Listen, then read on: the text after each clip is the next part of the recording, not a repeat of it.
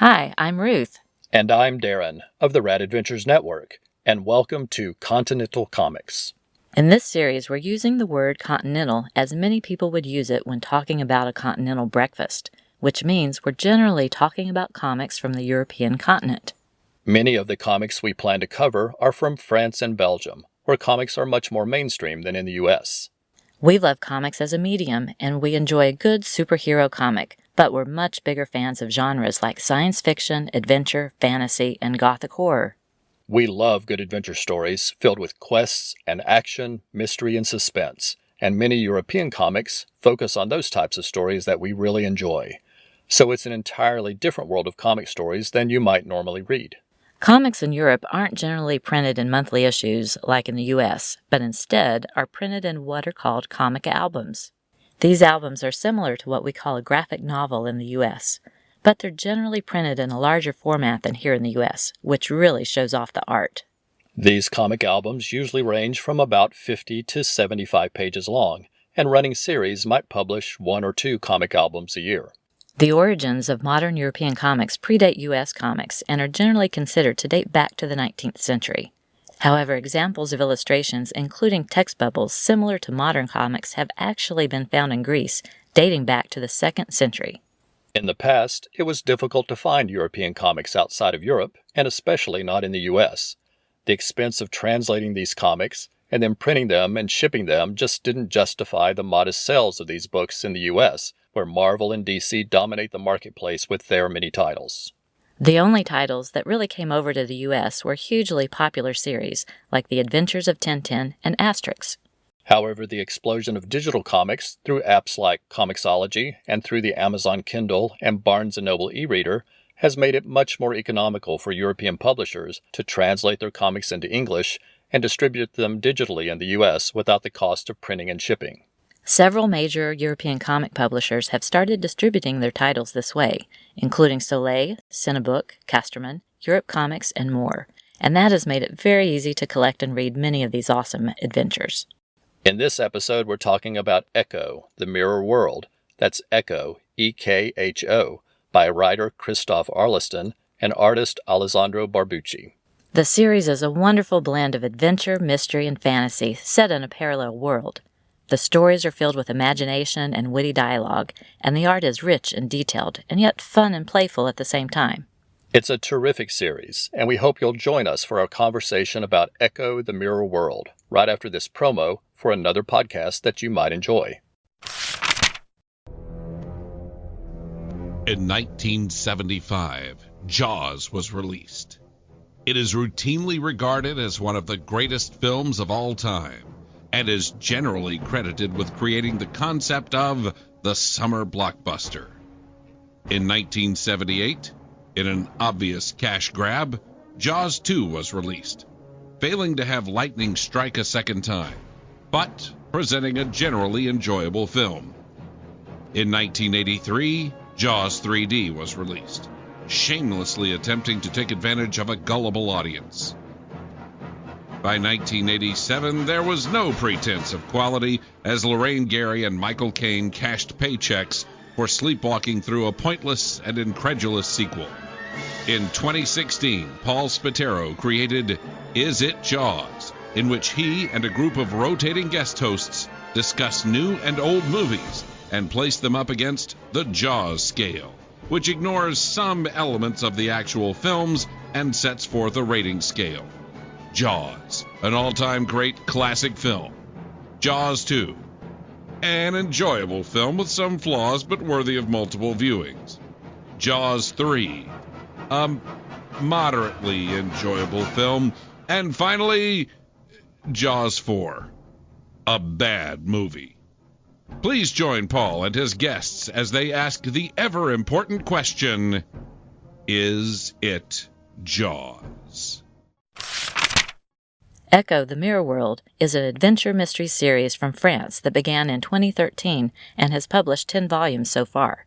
It is written by Christophe Arleston, who started his career as a journalist and later wrote radio dramas before turning to comic books in the early 1990s. Since then, he has become one of the best-selling comic writers in France and has won numerous awards for his mini-comic series.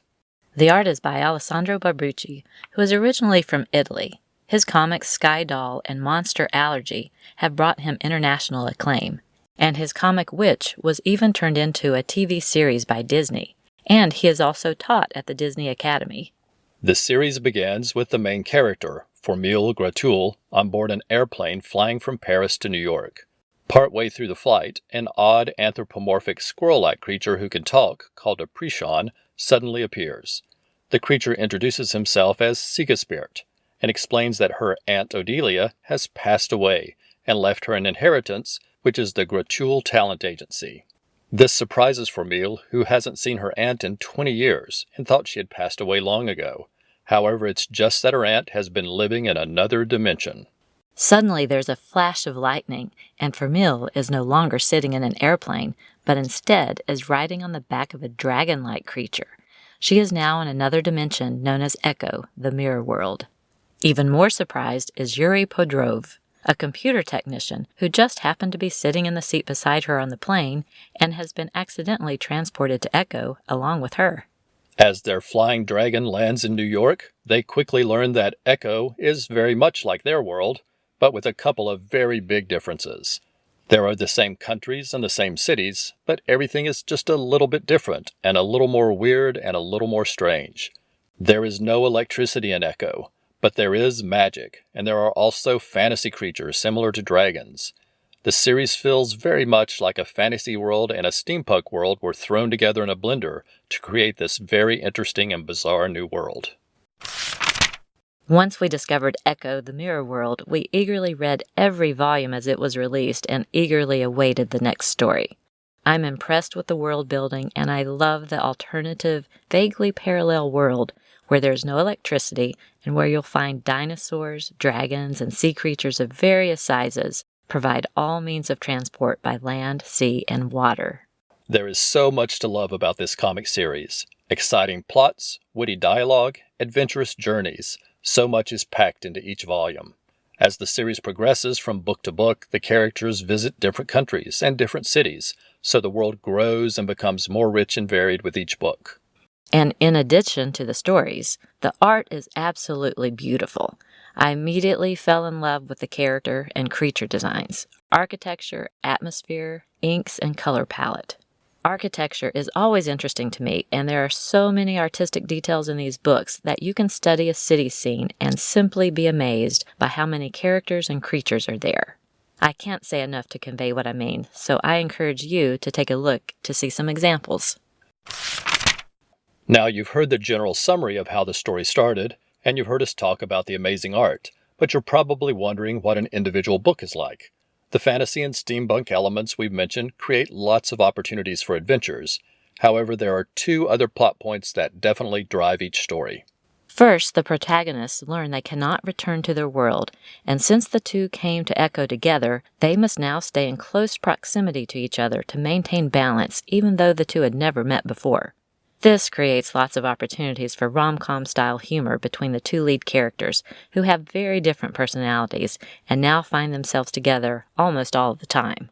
And Formule also learns that her body became so attuned to the mirror world when she was transported there that she can now be possessed by the souls of recently deceased people, and the only way she can get these lost souls out of her mind is to help resolve their unfinished business. So the key plot point for each book is that she finds herself possessed by a soul, and together she and Yuri must solve the mystery related to that spirit to help it move on. This leads to lots of humorous escapades with our leading lady, who is periodically possessed, and you can always tell when she is possessed because she will suddenly change her hairstyle, and her personality will change along with it.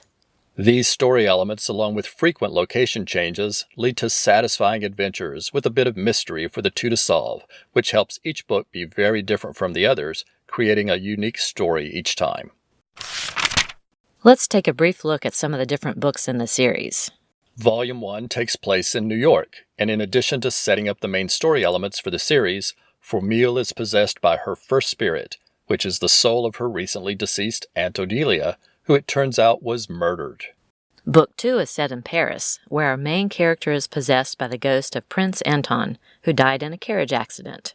Volume 3 takes place in Hollywood, where our heroes have gone to sign up the renowned superstar Norma Jean to their talent agency. But when she is found dead, they must determine if it was murder or suicide. Book 4 takes place in Barcelona, where the talent agency's loyal employee Grace has been imprisoned for art theft. Volume 5 is set in Rome, the Eternal City, where our heroes learn that the Prishans hide a dark secret, and they become pawns in a complex political game. Book 6 takes place in New Orleans in the deep south of America. It is a story about a singer and women's rights. Volume 7 is set in the UK, where our adventurers must go undercover in the Secret Service to investigate what is happening in the thick fog of swinging London. We love all of the homages to the 1960s British espionage series, The Avengers, in this volume. We're huge fans of that TV series, which you can hear us talk about in Episode 1 of our podcast, Super Secret Spies. In Book 8, our daring detectives are back in New York, where they must solve a case set in the world of fancy restaurants and expensive wines. In Volume 9, our intrepid investigators travel to the Ivory Coast in Africa, where a famous storyteller has been murdered, who might have known the key to an illness that is infecting the Prishans. We hope you've enjoyed our review of Ekho the Mirror World, and that those brief story summaries will make you interested in checking out the excellent books. We love this series and its imaginative and humorous take on adventure and mystery stories. And we love that the books give us a chance to travel all around Ekho and to visit alternate versions of Paris, London, New York, Rome, and more. We are very fortunate this delightful series has been translated into English and is available digitally, and we highly recommend it. Thank you very much for listening, and we'll be back with our wrap-up right after this promo from another podcast that you might enjoy. The Bat Pod presents Gotham Currents, a podcast about current releases of Batman comics.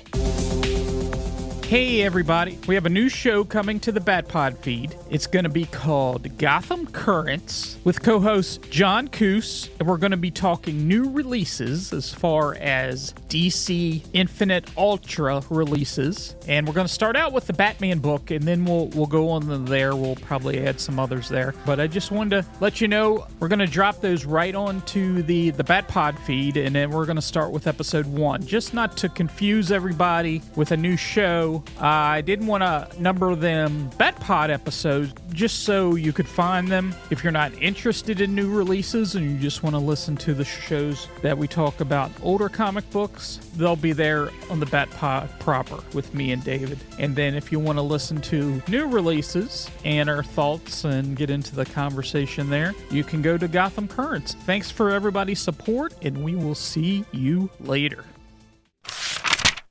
Before we go, we want to provide our contact information.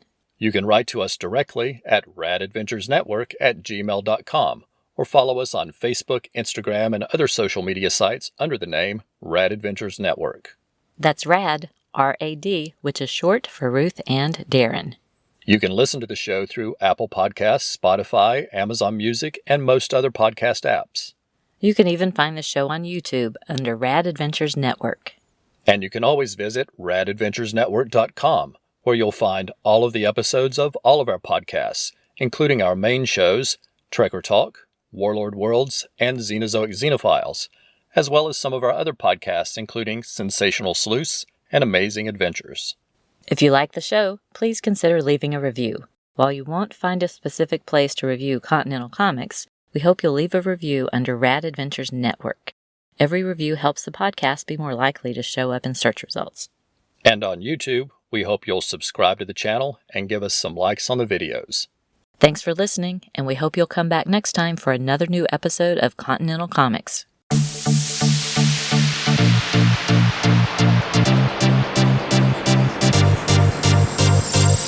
Rad Adventures Network is a proud member of the Comics Podcast Network.